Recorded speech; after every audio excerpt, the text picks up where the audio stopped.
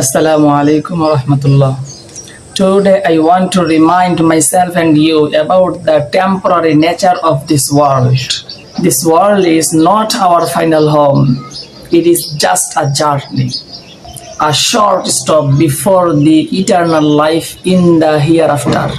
We get busy chasing wealth, fame, and status.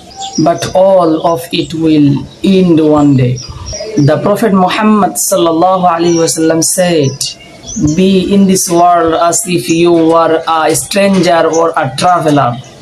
So let us focus on what truly matters, preparing for the hereafter. Because no matter how long we live, death is certain, and the real life begins after it. May Allah guide us to live with the Akhirah in mind. Jazakumullahu khairun for listening. Assalamu alaikum wa rahmatullahi wa barakatuh.